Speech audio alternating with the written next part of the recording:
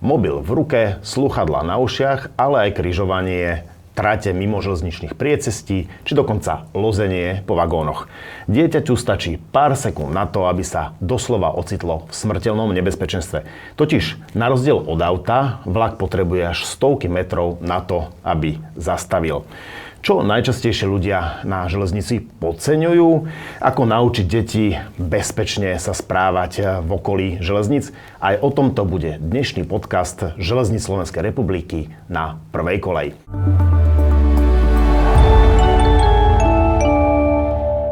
V štúdiu už vítam Michala Tunegu, ktorý je riaditeľom Železničného múzea.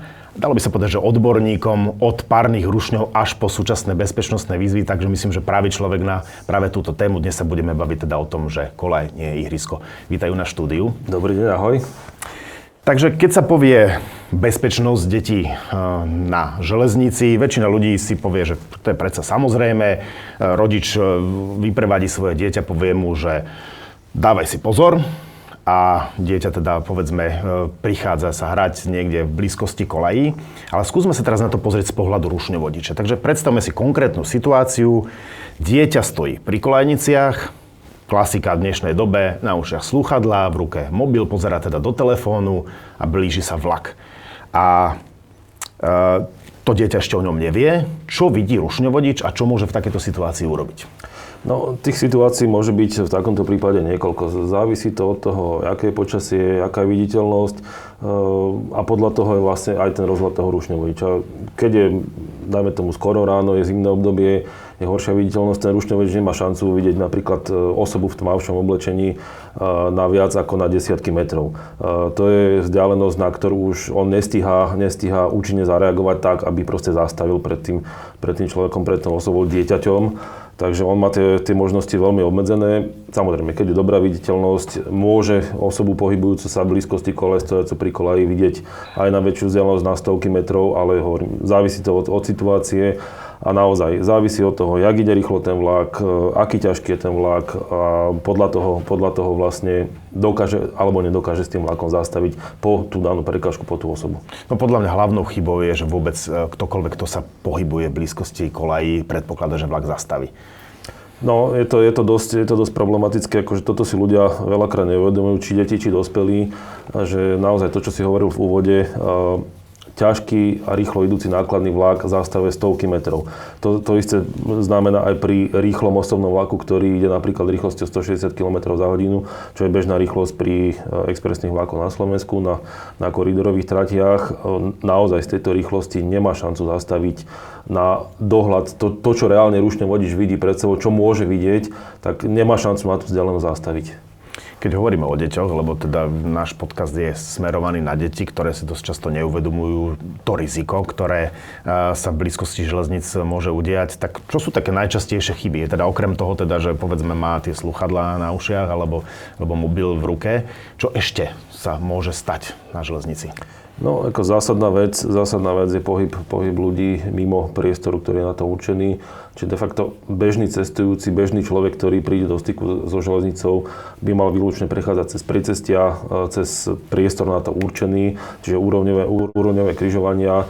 Ale je pravda to, že proste pre ľudí je najkratšia cesta tá najrýchlejšia, najjednoduchšia. Takže to znamená, nepôjde predsa o 50 metrov, o 100 metrov ďalej na nejakému pricestiu, keď predsa pri jeho dome je vyšlapaná cestička krížom cez kolaj, kde si nemusí uvedomiť, že o tých 100 metrov to pricestie už je zavreté, už tam blíka červené svetlo a prichádza tam vlak, ale pri tom jeho dome proste tam predsa žiadne závory nie sú, tak rýchlo prejdem. Navyše, keď má na ušiach slúchadka, nedáva pozor, nesústredí sa alebo nad niečím rozmýšľa, tak proste mu ujde to, že je v ohrození života. Nehovoriac o tom, čo si spomínala pred chvíľočkou, že ak sa vlak rúti rýchlosťou 160 km za hodinu, tak si človek neuvedomí, že pozrie sa napríklad, že či vlak ide alebo nejde a on sa tam môže doslova za pár sekúnd zjaviť však. Tak ako pri týchto rýchlostiach je to naozaj o tie sekundy. No čo ešte teda, povedzme, sa môže stať v blízkosti železnice? Teda hovorili sme o tom, že teda nepozornosť, nejaké križovanie mimo priecestí, čo ešte teda aj zo tvojich nejakých skúseností, nejaké také nepríjemné alebo negatívne príhody sa stávajú? No, ako aj na priecestiach sa to pomerne dosť často stáva. Ľudia si myslia veľakrát, že keď sa priecestie zavrie a prejde vlak, takže to priecestie sa stane voľným. Nie je to pravda. voľnej až v momente, keď sa zdvihnú závory a prestane blikať výstražné červené svetlo, pretože to je ten moment, kedy pri ceste je naozaj bezpečné a dá sa cez neho prejsť. Veľakrát vznikajú situácie, vidno to skôr pri účastníkoch na cestných motorových vozidlách, prejde jeden vlak, začnú sa zdvíhať závory a on už vyráža na to pri ceste a nečaká, kým zasne červené svetlo, len to je presne moment, kedy ešte môže sa blížiť z opačnej strany vlak, ktorý nestihol ovplyvniť to predcestné zabezpečovacie zariadenie a v momente, keď to auto vôjde na to predcestie, ktoré môže mať niekoľko kolají, môže byť väčšie, tak proste závory sa opäť zavrú a on tam zostane uzatvorený a v tom strese, ktorý vznikne u toho šoféra v hlave, tak on si neuvedomí, že a rýchlo poď, čo najviac na kraj, rýchlo poď na tú kolej, po ktorej práve vlak prešiel, lebo tam asi v zápäti nepôjde ďalší, ale môže ísť po inej kolaji. To isté platí vlastne aj pre chodcov, ktorí prechádzajú cez tie predcestia. Otvorí sa závora, otvorí sa optická zábrana, ktorú on ako vidí ako niečo, čo mu zabraňuje v tej ceste a už nesleduje tie červené svetlá, vchádza na predcestie a môže ísť zrovna po vedľajšej kolaji vlak z opačného smeru. Veľa budeme dnes diskutovať o deťoch a o tom, ako teda rodičom to povedať, ako by to mali vysvetliť aj svojim deťom. No povedzme, že keď teda počúvajú a pozerajú náš podcast rodičia, ktorí teda, ako som hovoril na úvode, povedia svojim dieťaťu, že dávaj si pozor, tak keby si ty mal nejakému rodičovi odporučiť, že čo by malo tomu dieťaťu, povedzme 5-ročnému, 6-ročnému alebo nejakému ešte menej ako nácročnému povedať, že ako sa má správať pri tej trati. Čo by mal robiť, čo by nemal robiť. Asi možno taká zásada deti, ktoré už začínajú vnímať to svoje okolie, začínajú sa pripravať možno do školy, začínajú sa troška osamostatňovať v tej nejakej takej prirodzenej miere, tak tí rodičia by ich mali naučiť bezpečné cesty. Proste nie im ukazovať skratky, nie im ukazovať najrýchlejšiu, najkratšiu cestu do toho cieľa, ale ukázať tú najbezpečnejšiu. To znamená, keď je tam nejaké predcestie, tak naučiť ich chodiť cez to predcestie, naučiť ich, ako to predcestie funguje, kedy môže na to predcestie vojsť, kedy nesmie na to predcestie vojsť. Takisto ako rodičia učia deti, ako sa správať na prechode prechodcov, ako sa správať na križovatke so svetelnými signálmi. To isté by vlastne mali naučiť o pohybe pri železnici. A samozrejme najjednoduchšie, alebo teda najbezpečnejšie, aby ten dospelý, ktorý je znali nejakých základných princípov, tak aby s tým dieťaťom v blízkosti železnici naozaj bol. Dá sa povedať, že pri tých, povedzme, menších deťoch to môže byť aj nevedomosť, že si myslí, že tú situáciu zvládne, alebo nevie teda, že sa takéto niečo môže stať. Asi pravdepodobne pri tých starších, povedzme, tínedžeroch to môže byť aj teda preceňovanie vlastných schopností, aj nejaká frajerina, pretože budeme sa baviť, povedzme, aj o lození po vagónoch. Ale aj teda, povedzme, aktuálne veľmi populárne fotky na sociálne siete, v čo najnebezpečnejších situáciách, nuda, možno aj pocit, že práve jemu sa nemôže nič stať. A vidíš tam vidíš ten rozdiel, alebo aj z tých skúseností, že je medzi tými v tom veku rozdiel? Určite áno, akože tie najmenšie deti asi nemajú až takú potrebu sa vystatovať pred rovesníkmi v nebezpečných situáciách, tam je to možno skôr porovnávajúcich hráčiek. Oni akože tieto veci ešte až tak nevnímajú, skôr to už potom prichádza do úvahy pri tých starších, pri tých tínedžeroch, ktorí proste naozaj už rodičia ich považujú za dostatočne zodpovedných, aby vedeli zvládnuť cestu do školy, cestu proste za základných vybavení, ktoré počas toho dňa potrebujú. Ale už tí rodičia možno nedokážu vnímať to, čo si tie deti povedia medzi sebou v partii, to, čo si povedia medzi sebou v škole a čo sa napríklad možno pripravujú urobiť, vykonať a vyskúšať. Myslím, že môžeme povedať, že obidvaja sme veľkí fanúšikovia železníc. Železnica je lákadlom. Sú tam stroje, sú tam kolaje, sú tam rôzne technologické zariadenia, takže áno, je to lákadlo, ale teda, že čo podľa tvojich skúseností najviac tie deti láka z pohľadu tej bezpečnosti alebo nebezpečnosti? Možno, čo je taký fenomén posledných období, čo aj teda sa dosť šíria po internete videá, tak sú to vyslovene také čierne jazdy na vlakoch. Či už proste naskočiť na nákladný vlak, odvie sa na plošinke, na ktorej proste nemá čo robiť bežný civilista počas jazdy na nákladného vlaku, ako všeobecný civilista nemá čo robiť na nákladnom vlaku. A proste skúšajú takéto veci, ktoré im sa možno zdajú byť funny, zábavné, riskantné, kopec adrenalínu, ale oni si reálne nedokážu uvedomiť, čo proste takýto pokus môže znamenať, aké všetky riziká sú tam. Pritom, dobre, oni vylezú na nejaký vozeň, vidia, že proste áno, však viem, nemôžem sa priblížiť k trakčnému vedeniu, lebo tam je napätie, môže ma to zabiť, lebo však takých prípadov sa veľa stalo, bolo to v médiách, bolo to veľakrát hovorené, tak povie si dobre, ale on si neuvedomuje to, že proste tie podmienky sa menia, to okolie tej železnice nie je všade rovnaké.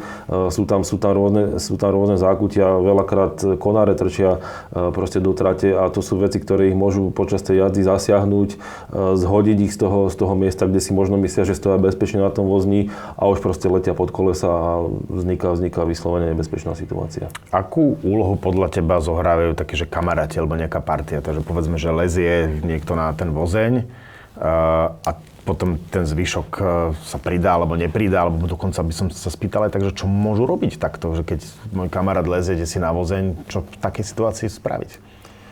No, určite, tam je tá nevýhoda možno v mnohých prípadoch, že keď je tá partia, je tam viacej tých detí, tak sa začnú hecovať, začnú sa povzbudzovať v tom, čo robia. Tí možno, čo sa viacej boja, tak nechcú zostať v úzadí, tak sa potom nejako vnútorne presvedčia, že idem s nimi, urobím takú istú blbosť, jak tí ostatní, aj keď možno to nevníma ako blbosť, zariskujem, budem možno mať lepšiu pozíciu v partii, alebo budem možno populárnejší v tej partii. A na druhú stranu, pravda je taká, že proste podporovať sa v tomto a nejakým spôsobom sa nepokúsiť tomu zabrániť, tak v podstate vystavujem seba riziku, vystavujem tých kamarátov riziku. Ja viem, že nabonzovať niekoho alebo proste nejakým spôsobom zastaviť takéto dobrodružstvo není v partii populárne, ale môže to zachrániť život. A v prípade, že povedzme dospelý človek, okolo idúci, vidí takúto partiu, čo by mal spraviť? Volať políciu alebo snažiť sa dohovoriť tým ľuďom, mladým ľuďom? No určite ich nejakým spôsobom osloviť, snažiť sa im povedať čo najrýchlejšie, aby odtiaľ išli, pretože to proste není taká zábava, ktorá by za každej okolnosti mala skončiť šťastne, proste sú toto naozaj rizikové situácie a keď nejakým spôsobom nereagujú, tak proste vyhľadajú nejakým spôsobom pomôcť asi najrýchlejšie, buď teda 158 políciu, kde takéto niečo nahlásiť, kde polícia už má nejaké postupy na to, aby vedeli možno aj zastaviť dopravu alebo na nejakým spôsobom zasiahnuť. Alebo ak je teda možnosť, že ten človek je na stanici, tak vyhľada najbližšieho zamestnanca, ktorý je nejakým spôsobom označený, že to je zamestnanec železníc a proste oznámiť ho s touto situáciou a už títo zamestnanci skôr budú vedieť proste nejaký postup, ako takýmto situáciám zabrániť v ich pokračovaniu alebo nejakým spôsobom to bezpečne vyriešiť. Ja som si všimol, na internete sú rôzne videá zverejnené. Nedávno dokonca bolo zverejnené jedno video z Pezinka, kde nejakí mladíci hádzali kamene po vlaku. To už je naozaj nepríjemné, pretože jedna z vecí je, že nepoškodzovať svoj život alebo svoje zdravie. A druhá vec je, že nepoškodzovať vôbec majetok. Povedzme si aj o tomto, že čo teda čo sa deje na tej železnici a čo určite nemožno, čo by nemali robiť v žiadnom prípade. Tak ako minimálne takéto hádzanie kameňov do vlaku má niekoľko okolností, ktoré si tie deti určite, alebo tá mládež neuvedomuje. Jednak ten kameň poškodí ten majetok. Či už rozbije okno, poškodí lák toho vozňa, rušňa, hocičoho. To je jedna vec. Druhá vec, za tým oknom môže niekto sedieť, na niekoho sa môže to sklo vysypať z rozbitého okna, môže ho porezať, môže sa stať proste nejaká takáto ohrozujúca situácia. Tretia vec, ten kameň sa môže odraziť a môže letieť naspäť. A autor toho hodenia toho kameňa to môže trpko oľutovať. Takže tých situácií, ktoré môžu vzniknúť, je niekoľko. A naozaj to dieťa si nedokáže uvedomiť, že ako ten kameň hodí správne, aby aspoň to jeho netrafilo. To je proste, tie deti toto neriešia. Oni proste riešia dobrodružstvo, niečo vyparátim, niečo vyvediem a to niečo sa môže skončiť veľmi zle. No ale samozrejme aj pre bezpečnosť samotného vlaku, pretože už len dávanie nejakých akýchkoľvek predmetov na kolajnice môže byť veľmi nebezpečné. Však. Tak áno, je pravda, to je zase ďalšia hra, ktorá sa medzi deťmi občas vyskytne, ukladanie predmetov na kolajnice a zase to má niekoľko aspektov. Závisí potom od toho, aký vlak ide, aký je ťažký, čo to s tým vlakom dokáže spraviť. Keď to je proste ťažší rušeň, tak bežný kameň ako skôr bude kolesami rozdrvený, nemusí sa nič stať. Môže sa stať to, že zostane poškodené koleso na tom rušni alebo na tých prechádzaných vozidlách, ale v histórii existovali prípady, kde išiel ľahší motorový vozeň, ktorý oproti bežnému rušňu má možno polovičnú tretinovú hmotnosť a ten sa na takomto kameni môže ľahko vykolajiť. Sú miesta, kde takéto vykolanie môže skončiť veľmi ťažkou nehodou a kde môže byť množstvo zranených, môžu tam byť mŕtvi. A je nejaký prípad, ktorý ti tak, že možno najviac utkvel v pamäti z toho všetkého, čo sa napríklad na železnici udialo? Nemusím hovoriť nejaké konkrétne detaily, ale teda, že čím by bol možno ten prípad, nazvime to, že výnimočný a kde by sme si mali vziať nejaké poučenie? No, ako pamätám si, keď sa bavíme teda o tých kameňoch na kolaniciach, pamätám si fotografiu z jedného časopisu, kde už teda nehodový žeriav vyťahuje z celkom strmého zrázu motorový vozeň, ktorý sa práve vykolajil na kameňoch poukladaných na kolanici. Preto som vlastne toto spomenul, že už ľahší motorový vozeň sa dokáže na tých kameňoch vykolajiť, tak tam už vyslovene vyťahovali zo zrazu motorový vozeň, ktorý po strete s kameňmi na ukladanými na kolanicami vlastne skončil úplne mimo kolají. Ja som zachytil dokonca, že nejaké betónové aj nejaké profily niekto dal na kolaje, tak to je naozaj že veľmi, veľmi nebezpečné. A to už ohrozuje priamo aj všetkých cestujúcich rušňovodiča nehovoriac. A samozrejme, my teda chceme, aby sa takéto niečo nedialo. Ja som spomínal ten prípad toho hádzania kameňov z Pezinka. No, dopadlo to zle pre tieto deti, pretože bol tam nejaký občan, ktorý to natočil, videl to a polícia veľmi rýchlo vypatrala. Týchto vandalov by som povedala, to samozrejme nikto nechce, aby skončili jeho deti v rukách polície, ale naozaj treba si uvedomiť hlavne to, že ohrozuje bezpečnosť vlaku, ktorý pri tej obrovskej hybnosti, ktorú má, teda hmotnosti, rýchlosti, naozaj to môže byť veľmi, veľmi nebezpečné. Povedali sme si teda, že čo sa môže stať na tej železnici, ale dnes budeme diskutovať aj o tom, že ako to vysvetľovať ľuďom, ako to vysvetľovať deťom.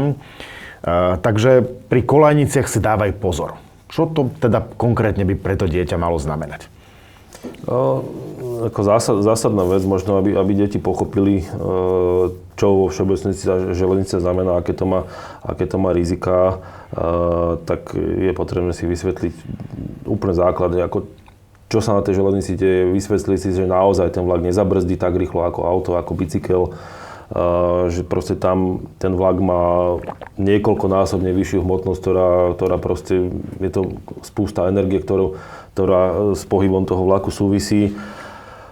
Treba si vysvetliť takisto alebo teda základné princípy, že proste tam, kde není bežný prechod pre verejnosť, že tam proste by ten človek nemal a tie deti by tam nemali čo robiť.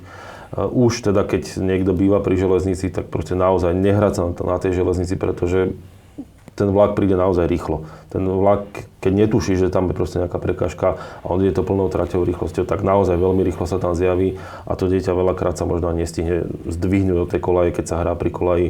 A ono ani nemusí byť vyslovene v kolaji, môže byť blízko pri kolaji a ten rýchlo idúci vlak ho môže stiahnuť, ako to prúdenie vzduchu, alebo tá fyzika toho vzduchu, ktorý sa pohybuje okolo vlaku, tak môže kľudne stiahnuť aj bližšie k tomu vlaku a môže dojsť akémukoľvek nebezpečenstvu. Takže základ by mal byť pre tie deti to, že železnica nie je ihrisko, pri tej železnici nemajú čo robiť.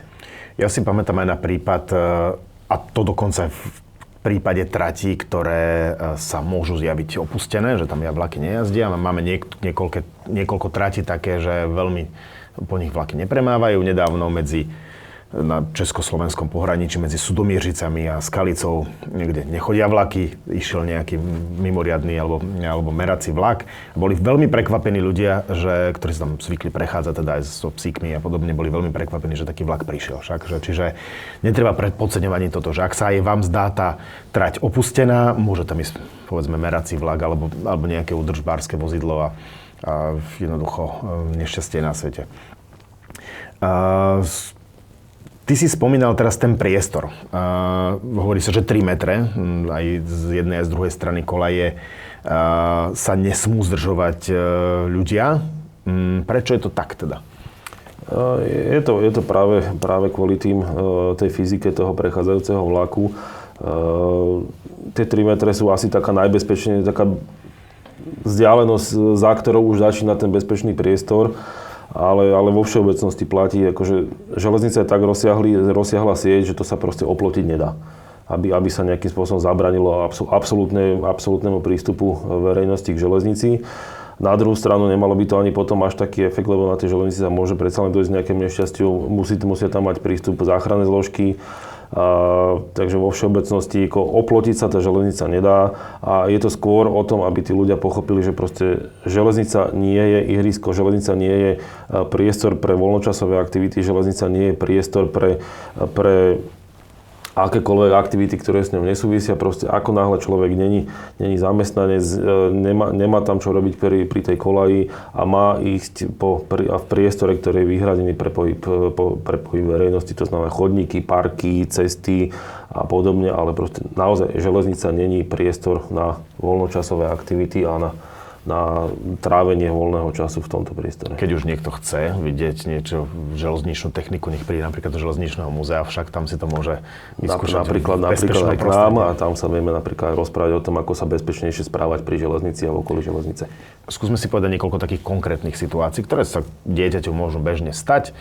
Hrajú futbal napríklad, lopta sa ocitne tesne pri kolaniciach. Čo vtedy? Mám aj spoňu, lebo že dieťa sa rozbehne logicky za loptou, alebo teda platí pravidlo, že žiadna lopta ani žiaden stratený predmet nestojí za to, aby riskovali svoj život?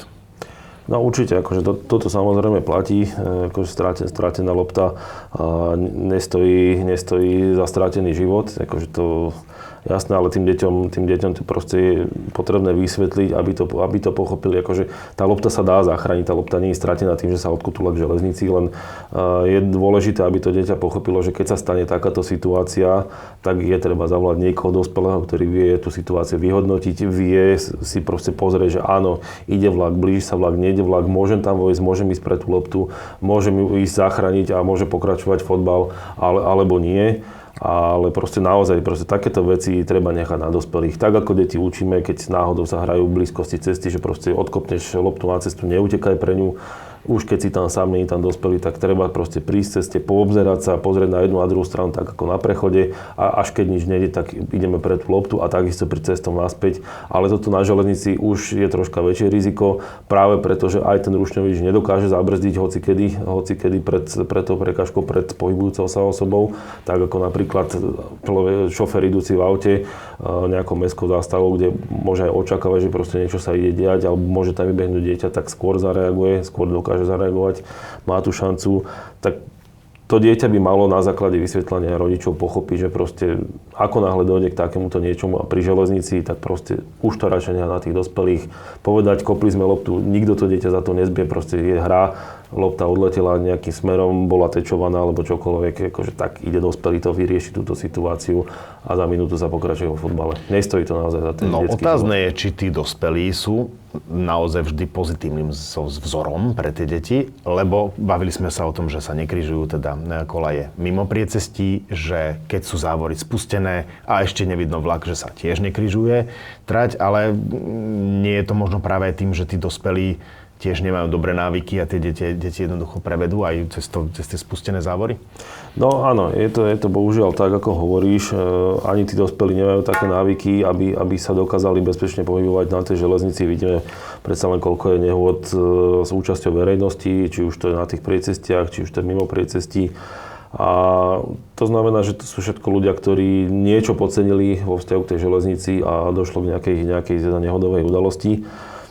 No a tam potom automaticky vidie, že proste ani ten dospelý človek nedokázal tú situáciu vyhodnotiť tak, ako by ju mal a proste spravil nejakú chybu.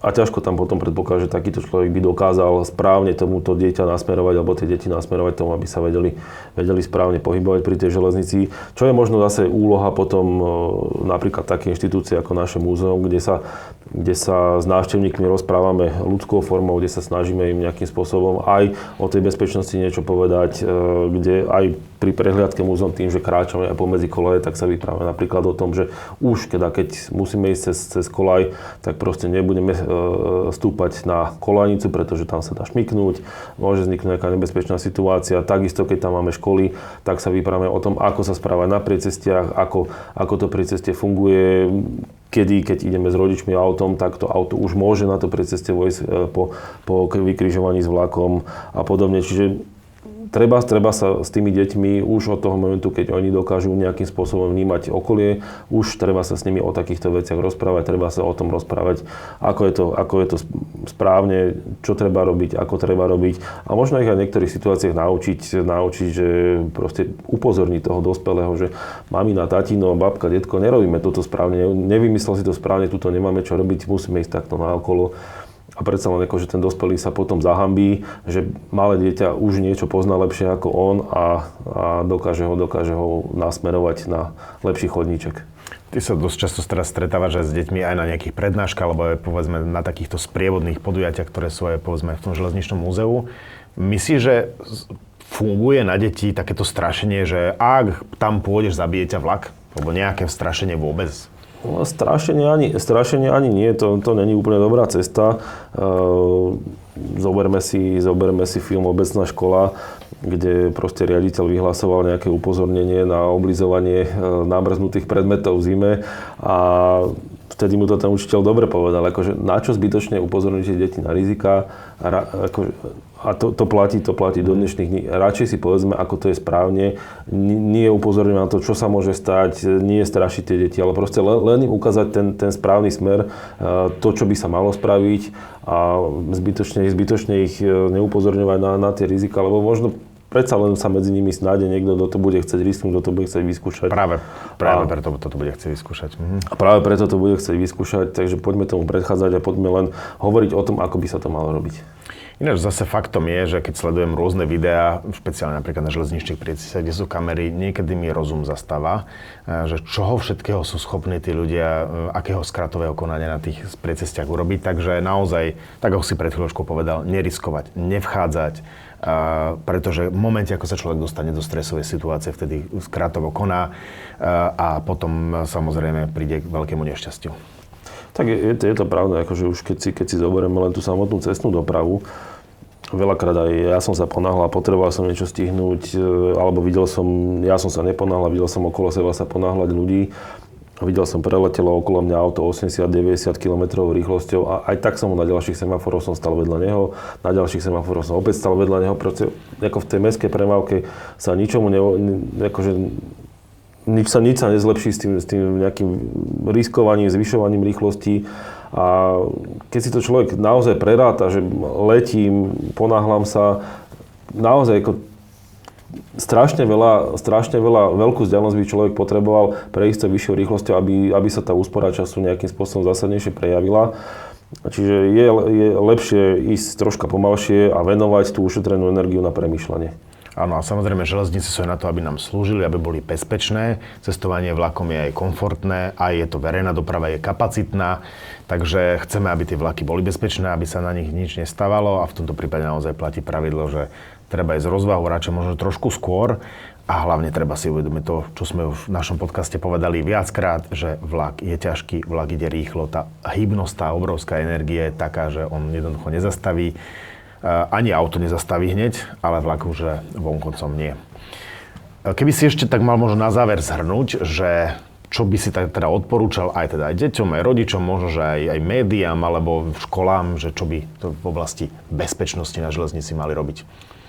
Tak určite by boli fajn nejaké kampane, ktoré by ukazovali práve tú správnu cestu, to správne správanie sa alebo teda v blízkosti železničných tratí, čo aj teda v mnohých prípadoch je bežnou súčasťou toho dennodenného života, že proste železnice naozaj upozorňujú na to, keď aj chodíme osobnými vlakmi, tam je toľko upozornení, proste ako sa správať, čo robiť, čo nerobiť v tých vlakoch, len proste treba to viacej masírovať, treba to viacej dostávať do podvedomia tých ľudí. Za mňa určite by bolo vhodné, keby sa to objavilo v školách. Možno by bolo aj vhodné, keby aj tie školy možno chodili, nehovorím, že častejšie, ale systematicky aj k nám možno do železničného múzea, kde sa o takýchto veciach zhovárame, kde teda možno budú mať skôr šancu pochopiť to, že aké sú tie zákonitosti železničnej dopravy. Proste naozaj treba využívať všetky možnosti na to, aby tie deti pochopili, aké sú tam riziká, a aby si osvojovali tie správne cesty. Áno, presne tak. Myslím, že máme čo robiť aj v tejto oblasti, či už je teda na cestách, ale aj na železniciach. Nikdy ohľaduplnosti, pozornosti nie je dostatok. Na záver našej relácie mám takú čerešničku na torte, takú rubriku s názvom Mýty a fakty. Chcel by som vedieť, teda, či si správne tipneš. Mám tu, že v Japonsku existuje železničná stanica, ktorú pravidelne využíva iba jeden cestujúci. Tak čo myslíš? Cestujúci denne teda. Čo myslíš, toto tvrdenie je to správne? Existuje taká stanica? Môže sa to stať? Mohlo sa to stať? A myslím si, že v Japonsku áno. Ako v Japonsku sú natoľko dôslední, že tam proste im to stojí za to aj toho jedného cestujúceho prepraviť z miesta, odkiaľ potrebuje vyraziť na miesto, kam potrebuje sa dostať. Takže myslím si, že v Japonsku to je možné, ale akože u nás v našich končinách to teda asi moc není reálne. Ale skús teda povedať, že či mám pravdu. Áno, máš pravdu. Je to fakt, že malá stanica Kyushirataki, neviem, či som to správne vyslovil, na japonskom ostrove Hokkaido sa naozaj preslavila tým, že svojho času ju využívala jediná stredoškolská študentka, dochádzajúca do školy. Keď si to vygooglíte, tak nájdete dokonca, či bola zima alebo jar. Presne jedna tam stala na takej jednokolajnej, neelektrifikovanej trati a naozaj dochádzal do školy. Tento príbeh sa stal a je teda symbolom toho, že železnica môže mať význam aj pre jedného človeka, ktorý potrebuje sa dostať v tomto prípade do školy. Takže je to naozaj tak. Na Slovensku bohužiaľ sme niektoré trate v minulosti aj zrušili, ale pevne verím, že teda k nejakej obnove aj príde. Nuž a sme teda na konci nášho prvého dielu podcastu. Mojím hosťom bol Michal Tunega, riaditeľ Železničného múzea Slovenskej republiky. Takže Michal, ďakujem veľmi pekne za účasť v dnešnom podcaste. Ďakujem za pozvanie, bolo mi cťou sa zúčastniť tohoto prvého dielu.